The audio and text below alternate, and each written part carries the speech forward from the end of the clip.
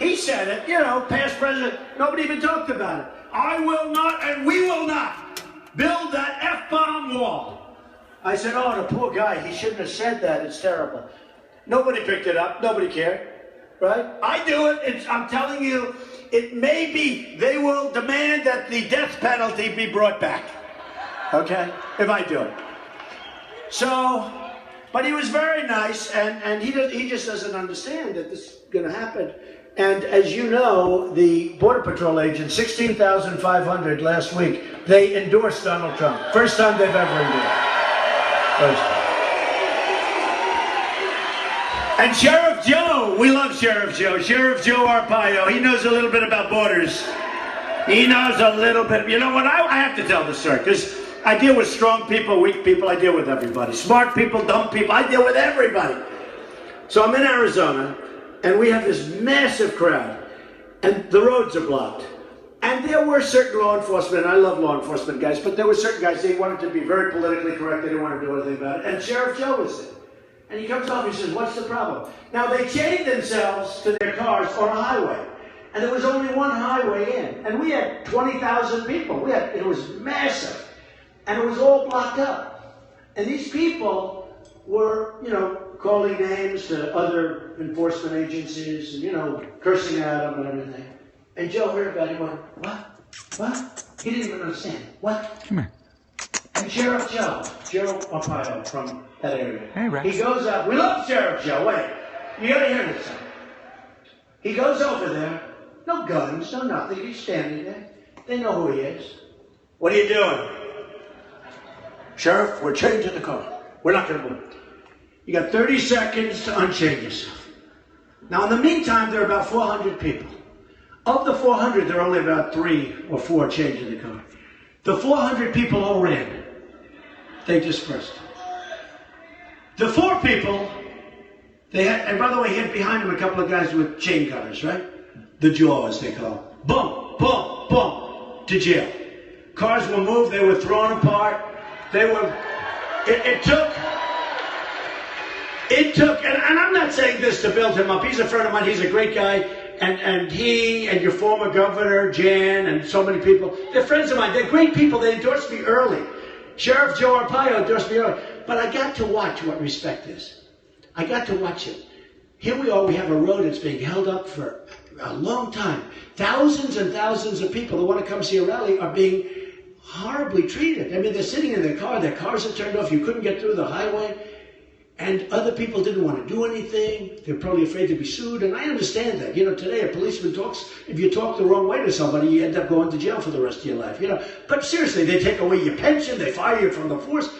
Joe looked at him and says, what are you doing? What are you doing? I'll never forget. A couple of guys standing behind him, and they were only standing there with the cutters. And he said, what are you doing? Everybody left. With other people, they were standing there chanting, chanting, chanting. Cut them up. I think we took 3 or 4 people to jail. They were put in jail, and that was the end of it. They moved the cars. They pushed the cars out of the way. It took like 5 minutes. It was so beautiful to watch. It's called respect. It's called respect. And we had a rally of 25,000 people at least, and there wasn't one protest. And I don't mind protests. I mean, when that young woman screamed, I couldn't hear her too much, but could only hear my people saying, there she is. I want to get my people to shut up every once in a while, just leave it. But we had, you know, I always say a Trump rally is the safest place. First of all, do we have fun at Trump rallies? Do we have fun? Do we have fun? You know, it's the safest place on earth. It's the safest place on earth. We have more safety. It's all, you know, we were in Costa Mesa in California, 31,000 people in this incredible dome, this amphitheater. And it was a love fest. But they had people outside burning the American flag and waving flags from other countries, okay? I'll be nice. They're waving flags, burning. That was the one where they started stomping on the police car. It was very funny. And the whole story, they probably had 150. The whole story was about that. They showed a couple of helicopter shots, and I had people whose children were killed, whose families were killed, whose relatives were killed by illegal immigrants, and we had them on the stage with me. It was an unbelievable evening, an unbelievable success. But 90% of the coverage was this guy stomping on a policeman's car. By the way, if that was Sheriff Joe, he wouldn't be stomping. I guarantee. He wouldn't be stomping on Sheriff Joe's car, I can tell you that much right now. That'd be a long, long-term prison sentence for that guy. That guy did some major destruction. Then he almost broke his ass when he got off. Did you see it? He tried to pretend. He tried to pretend it didn't hurt. Oh, he was in pain. He took a heavy fall. He'll probably now sue the police because the car was too slippery on the hood, right? So, we're doing really well. And one of the things that I will tell you, so we got I think we have a real shot. One of the things we're going to do, because Hillary's terrible. She's terrible as a candidate. And Bernie, assuming it's Bernie, and remember this, I think, and I'm pretty good with this stuff, you know, when I was a business person, I got along with everybody, all sides. I got along with everybody. It was my job. I got along with Democrats, Republicans, Hillary, Bill. I get along with everybody. We do what we have to do, folks. And I'll tell you what, if you look at what's going on, and if you look at what we see, just take a look at what's going on around you. We don't make good deals anymore. We're like the dummies of the world. We have the worst trade deals ever done. NAFTA was signed by Bill Clinton, right? Signed by Bill Clinton. NAFTA has single-handedly destroyed much of the economic viability of our country. They moved to Mexico. They moved all over the place. It's one of the saddest things. When I went all these states, and I'm from New York, so I understood Syracuse and Rome, New York, the real Rome, and Albany and out on Long Island. And I'd look at these factories that have been absolutely abandoned and left to die. And you could see 20, 25 years ago, they were vibrant places, but now they're just dead. You could buy them for $2. Actually, I'll give you a good clip. If I win, what I would do is, before I win, go buy all those empty factories all over the place, I'm telling you. You'll buy them for 37 cents. Because if I win, those factories will be vibrant again, and you will have made a killing in the real estate market, okay? Good idea.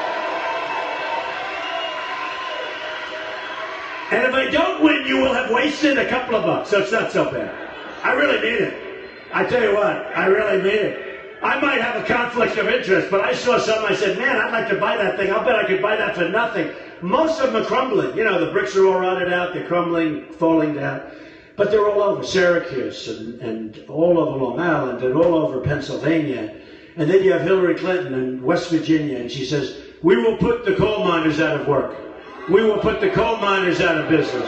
We will end the mines. We will put the mines out of business, right? We will put the coal miners out of business. Coal miners. Why would you want to put the coal miners out of business? It takes guts to be a coal miner. I love the coal miners. You saw how I did with West Virginia. I don't have the guts to be a coal miner. That's a tough job. I actually said to them, I said, fellas, because I got such support. I won with massive numbers in West Virginia. And I won in Kentucky, big area, people don't even realize. I won Kentucky, I won in Pennsylvania with massive numbers. These are incredible people. And I had a group of 20 of them in front of me. We had a crowd that was so big. I think we had 40,000 people. We had this incredible arena that was packed, and they had 20,000 people outside. We put the loudspeakers outside in West Virginia. The people are looking for help. They're looking for hope. They're looking for something. They're having nothing. They're having nothing. The EPA is destroying coal. And you know, coal is an incredible fuel. This is something that we built our country with coal. And you know who uses coal? China uses coal. We can't use it. I mean, they're making it impossible. And now they want to put everything else out of business. And yet a wind turbine that kills all the bald eagles, that's okay with them, right? Even though it needs subsidy. But there's a place for everything. I know a lot about solar. I love solar, except there's a problem with it. Got a lot of problems with it. One problem is it's so expensive. They give me a 30-year payback. Oh, that's great. Let me buy something. I'll get my money back over a 30-year period. I mean, you got to make it so it works. Solar, the concept of solar is good, but it has a problem. You know, when the sun isn't shining, you also need some, juice. You need a little electricity. I have a friend, he said, he's really into it. I said, so how you doing? He said, I built an all-solar house, but I have a problem. I have 3 months in the year where the sun isn't enough and I can't live. I have no electricity. I said, what do you do? I bought a big, ugly generator and I fill it up with gasoline and it spews fumes. But he needs help. Another friend of mine, I tell you this story. Isn't it great when you don't use teleprompters where you read the same speech every time? Isn't that great? Isn't that great? Isn't that great? And this has to do, all this stuff has to do with leadership because our country's going wrong. So I have a friend, he went into an all LEED, you know what LEED is? All LEED building. Some people go to all lead building. But they go to all LEED, and it's highly rated. And he's a very substantial guy, very wealthy guy, has a lot of office space. And he said, Donald, I'm so proud. And he wants to be, he wants to give back to the country. That's why I'm doing this. I want to give back. That's why I'm doing this. Am I doing a good job? We just won the nomination. So he's a good guy, but he's a tough guy. Tough, smart, very rich. And he took many floors of an office building. And this building is rated like very high. In other words, environmentally unbelievable, right? And he said, Donald, I feel so good. I've just signed a lease with an all LEED building. And he said, I feel so good about it. I say, which building? That one. I say, well, congratulations. I said, by the way, how's your vision? He goes, what does that have to do with it? I said, how is your vision? He said, my vision is good. I said, in 3 years it won't be because you won't have enough light to see. He said, what do you mean? Then I said, do you mind being freezing in the winter and hot as hell in the summer? Of course I do. I said, you will freeze your ass off in the winter, and in the summer you will be a disaster. What do you mean? He said, Donald, look, I'm very proud of what I've done. Called me up the other day. He said, it's the dumbest thing he's ever done. He said, it was a warm day. He said, it's like 85 degrees in my office. I said, of course. They don't give you enough juice. They don't give, I can do that too. Just don't give enough electric. I'm going to be environmentally friendly, but everyone's going to sweat to death. And he said, and you were right about another thing. I don't have enough light. So I took lights, and they're operated by batteries, and I put them on my desk so I can see. So, because when he said, I just moved into an old LEED building, I said, oh, that's too bad. He didn't know what I was talking about. So look, folks, we got to be smart. It's just like what's coming over the border. We have people coming over the border. We don't know who they are. We don't know where they come from. They come from Syria. They come from the migration. But they're coming all over the place. They're putting them in your community. And we've had some big problems. You take a look at Paris, 130 people dead, hundreds of people still in the hospital. Many of the lives are destroyed so badly. And by the way, speaking of that, if in Paris or if in San Bernardino with these young radicals, radical Islamic terrorism, problem. We have a problem. We have a problem. We have a president who's so incompetent he won't even mention the words. And there's nothing wrong with mentioning the words. We got to solve it. If you're not going to address the problem, if you're not going to talk about the problem, then you're never going to solve it. So radical Islamic terrorism, right? We have a problem. And we're going to solve the problem. But they have to report. They have to report the bad ones. You see, there's like a very close bond, not working so well, but like the San Bernardino people, everyone knew they were up to bad stuff. They had bombs all over their floor. That's not exactly normal. If I go to your floor, these three beautiful young ladies in front, do you have any bombs on your floor? And you know what, if you did, I'd report you. I would call up the local sheriff who I just met. Where's the woman? She's fantastic. Where is she? The sheriff!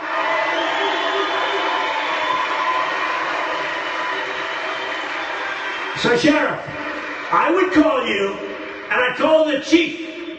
Where's the chief? The chief was great. All those stars. And I'd call the chief. But I'd call up, and I'd say, Sheriff, I have a person here. I don't know much about him, but honestly, there's bombs all over their floor. Do you think that would be helpful, Sheriff? Right? But people don't report them, right? They see what's going on, and not going to happen, folks. They got to report. Because we can solve a lot of the problems. When they look for the thug, the press used to call them mastermind. The mastermind. The mastermind. And then we wonder why our kids are so attracted to joining ISIS over the internet. They're using the internet better than we do. And you have to talk about that, because why are we allowing them to get to our kids like this? Our kids are going over there. These kids don't even know what they're doing, and they're going over to fight for ISIS. Because a lot of things, but the press is calling the leader the mastermind. I call him the guy with the dirty, filthy cap. All dirty, disgusting, right? All dirty. the mastermind. But they haven't been doing it so much lately. They haven't been doing it. But we have to stop this stuff. We have to be smart. We have to be vigilant. And they have to report. And you know what they have to report? The guy, the mastermind that they called him, the guy with the cap, the guy that they've been looking for months, you know where he was living? Right next door to his apartment. In the same location. Right next door to his apartment. And everybody in the community, religious people, they all knew he was there. And yet it took, what, 9 months, almost a year, to find him. And they found him only by mistake. He wasn't reported. So they all knew he was there. He was living in the community. He was the #1 wanted person in the world. And he was living right next to where he lived. The same people. And they were protecting him. And he had just killed 130 people and hundreds of people in the hospital. So when that goes on, that's no good, folks. You got to report. You got to report. When you see trouble, you got to report. And if you don't report, we can't handle it. If you don't report, we can't handle it. I'll just finish up a couple of these because it's like current events. It's like a current event class. I like this better than my normal speech, right? Because you've already heard a lot of this stuff. But yesterday, our president said Donald Trump has foreign countries rattled. Yeah. Great. That's so great. And he said, rattled. Now look, here's the thing. We spend billions and billions and actually trillions and trillions. We owe 19 trillion. But we spend billions and hundreds of billions of dollars protecting other countries. And that's all fine. That's all fine. We protect Japan. Nobody knows that. We protect Germany. Nobody knows that. We protect Saudi Arabia. Do you know how much money Saudi Arabia makes? They wouldn't be there for 2 minutes if we ever said we're leaving. So they got to pay. Anyways, that's pretty horrible. I guess when you really listen to the full speech that he gives, you can sort of see that he hasn't really said anything substantive at all about what he is going to actually do to solve any problems. He just rants about the problems that exist. And the first hour of the speech was him just giving a play-by-play of how he became the nominee. It's like a soap opera. Anyways, I don't like to talk politics too much, but I just wanted to clarify that I'm not a supporter. Somebody in the comment sections seemed to think that because I was streaming this, I was a supporter. But the reason I was streaming it was so that everybody could see how vacant the whole thing is. You have to actually listen to an entire speech of his to understand that it's just a bunch of noise. This is Rex. And Rex is also not a Donald Trump supporter. Right, Rex? All right, guys. We'll see you later. Hope you're doing well. And I'll talk to you. Yeah, I did invent the selfie stick. All right, guys. See you later. Bye.